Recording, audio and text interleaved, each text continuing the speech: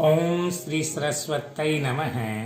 सुप्रभातम छात्रों, आज अपन कारक प्रकरण को आगे बढ़ाएंगे तो पंचमी विभक्ति में प्रवेश करेंगे और पंचमी विभक्ति में अपादान कारक रहेगा। यहाँ पर अपादान कारक के लिए सबसे महत्वपूर्ण सूत्र होता है ध्रुवम अपाये अपादानम, ध्रुवम पाये अपादानम। तो यहाँ पर ये निश्चित रूप से कह रहा है सूत्र की वृत्ति रहेगी अपाये यानी पार्थक के अलग होना। अपाये सति यत ध्रुवम तस्य अपादान संज्ञा भवति। अपाये निश्चित रूप से जिस स्थान विशेष से जो पृथकता होती है वो वहाँ पर निश्चित रूप से अपादान संज्ञा होती है। देखेंगे पृथक होने पर जो स्थिर है यानी जिससे अलग हुआ जा रहा है उसकी अपादान संज्ञा होती है, अर्थात अपादान संज्ञा का भाव पंचमी विभक्ति। तो इसके लिए सूत्र सहायक सूत्र रहेगा अपादाने पंचमी। अपादान में पंचमी विभक्ति होती है। सूत्र से वृत्ति यानी सूत्र की व्याख्या अपादाने च पंचमी विभक्ति भवति या पंचमी विभक्ति भवति।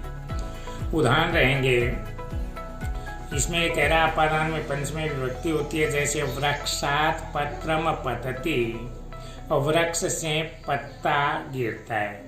यदि वृक्ष से पत्ते गिरते हैं तो वचन के अनुसार बहुवचन हो जाएगा वृक्षात पत्राणि पतन्ति, वृक्ष से पत्ते गिरते हैं। इसी प्रकार से अश्व से यदि बालक गिरता है तो अश्वात बालकम पतति, तो अश्व से बालक पतति, अश्व से बालक गिरता है। इसी क्रम में नृपः ग्रामात् आगच्छति, राजा गांव से आता है। नृपः ग्रामात् कहाँ से, देखो गांव से अलग होगा तभी आएगा ना, तो गांव में पंचमी हो गई ग्रामात्। इसी क्रम में वह घोड़े से गिरता है। सह अश्वात पतति, किससे अलग हो रहा है, अश्व से, तो अश्व शब्द में पंचमी अश्वात पतति। बालक गांव से आता है, बालक ग्रामात् आयाति, बालक गांव से आता है। इसी प्रकार से भाव ये रहेगा जिस स्थान विशेष को अपन छोड़ रहे हैं उस स्थान में पंचमी, और यदि वाक्य ये रहे वो कहीं पर पहुंच रहे हैं तो उसमें द्वितीय। जैसे घर से बालक विद्यालय जाते हैं, तो यहाँ पर घर को छोड़ रहे हैं तो गृहात् बालक है विद्यालयम प्रतिगच्छति या विद्यालयम गच्छति, घर से बालक विद्यालय जाता है। तो गृहात् घर में पंचमी, लेकिन विद्यालय जहाँ पहुँच रहे हैं वहाँ द्वितीय। इस प्रकार से ये कारक चलता चला जाएगा। इसके लिए अगला सूत्र रहेगा भित्रार्थानाम भय हेतु। पुनः उच्चारण करेंगे भित्रार्थानाम भय हेतु। इसमें दो धातु हैं भी भय, भी और त्रा रक्षा करने के अर्थ में, भी भयभीत होने के अर्थ में, डरने के अर्थ में। तो इसमें भी पंचमी होती है। तो सूत्र के अनुसार इसकी वृत्ति यानी व्याख्या रहेगी भयार्थानाम रक्षणार्थानाम च धातूनाम प्रयोगे भयस्य यत् हेतु अस्ति, भय का जो कारण है। भय अर्थ और रक्षा अर्थ की धातुओं के प्रयोग में भय का जो हेतु है अर्थात कारण है तस्य अपादान संज्ञा भवति, उसकी अपादान संज्ञा होती है। चूंकि अपादान संज्ञा होती है तो निश्चित रूप से वहाँ पर पंचमी है, तो अपादाने पंचमी विभक्ति भवति। यहाँ पर अपादान में पंचमी विभक्ति होती है। इसका और सरल तरीके से देखेंगे तो पाएंगे भी यानी भयार्थक, त्रा यानी रक्षणार्थक। इन धातुओं के योग में भय के हेतु की, भय के कारण की, जिस स्रोत विशेष से भय हो रहा है उसमें अपादान संज्ञा होती है। जैसे बालक सिंघात विवेति, बालक किससे डर रहा है, सिंघात शेर से। तो यहाँ पर बालक सिंह से डरता है, सिंघात में पंचमी हो गई। इसी प्रकार से वह चोर से डरता है, किससे डर रहा है, चोर से, तो चोरात पंचमी हो गई। से चोरात विवेति, वह चोर से डरता है। इसी प्रकार से रक्षार्थ करने के लिए भी पंचमी वह चोर से रक्षा करता है। से चोरात, किससे रक्षा हो रही है? चोर से, तो चोरात पंचमी होगी। त्रायते रक्षा करता है, वह चोर से रक्षा करता है। राम सांप से रक्षा करता है, तो राम है सर्पात त्रायते, राम सर्प से रक्षा करता है। किस हेतु से रक्षा हो रही है? सर्प से रक्षा हो रही है, तो सर्प में पंचमी।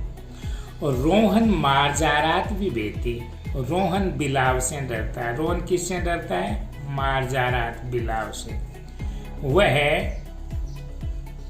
किसी से भी नहीं डरता है। स कश्चात अपि न विभेति, वह किसी से भी नहीं डरता है।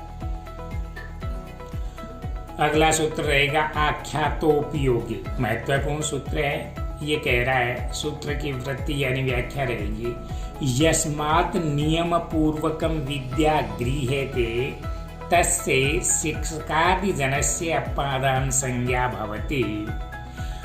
शिक्षकादि जनस्य यानी जिस स्रोत से शिक्षा प्राप्त कर रहे हैं उस स्रोत विशेष में पंचमी विभक्ति, अपादाने पंचमी विभक्ति भवति। अर्थात नियम पूर्वक विद्या अध्ययन में, नियम पूर्वक, नियम रहित नहीं, विद्या अध्ययन में पढ़ाने वाले वक्ता अर्थात गुरु की अपादान संज्ञा पंचमी विभक्ति होती है। उदाहरण जैसे शिष्य उपाध्यायात अधीते, शिष्य उपाध्याय से पढ़ता है। तो यहाँ उपाध्याय यानी शिक्षक का पर्याय शब्द है ना, उपाध्याय।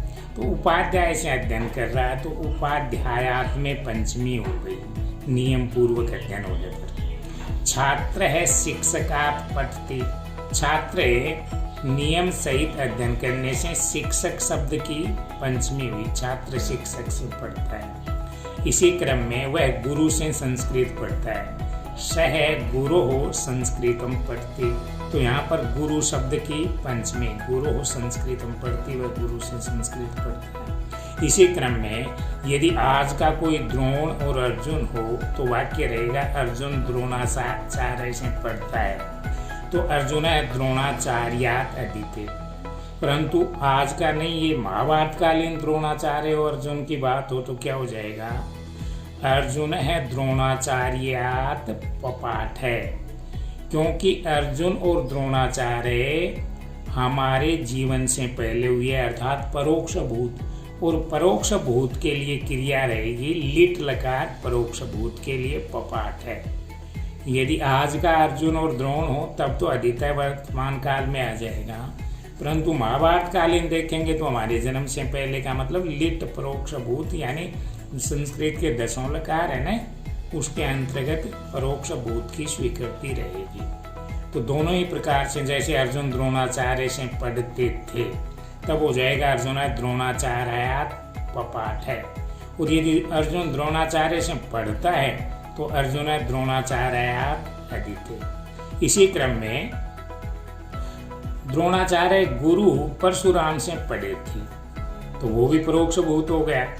लेकिन चूंकि अपने सामान्य अध्ययन में केवल 5 लकारों का ही अध्ययन है, इसलिए मैंने रखा है इसके लिए लंग लकार, है ना।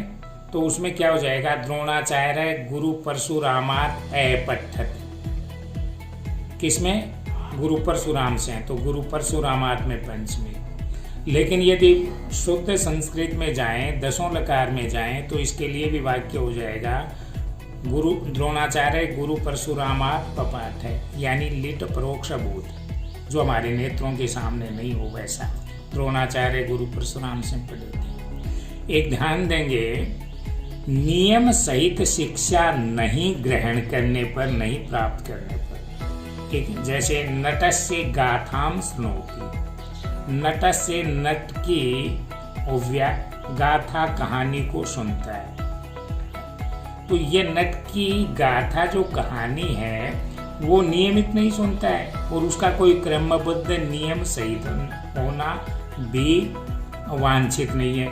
इसलिए यदा कदा जब समय मिले तब वह गाथा सुनता है। तो यहाँ पर ध्यान देंगे नटस्य, नटात नहीं है, नटस्य। तो वैसी स्थिति में पंचमी विभक्ति नहीं होकर के षष्ठी विभक्ति होगी। जहाँ पर शिक्षा ग्रहण का स्रोत जो है वो नियम सहित नहीं अर्जन कर रहा, प्राप्त कर रहा है, वहाँ पर पंचमी नहीं होकर के क्या होगी, षष्ठी होगी। तो पुनः देखेंगे नटस्य गाथा स्नोति, यहाँ पर नटात गाथा स्नोति नहीं है, क्योंकि गाथा का क्रमबद्ध नियम सहित होना, नियमित होना आवश्यक नहीं है। इसलिए यहाँ पर ऐसी स्थिति में पंचमी न करके षष्ठी विभक्ति करेंगे। तो यदा कदा गाथा श्रवण में नट की अपादान संज्ञा नहीं होने से षष्ठी विभक्ति हुई है। इसलिए ये आज के लिए महत्वपूर्ण यही सूत्र रहेंगे। वो अब आप पढ़िए ध्यान से, सब्सक्राइब कीजिए, लाइक कीजिए और शेयर कीजिए। धन्यवाद।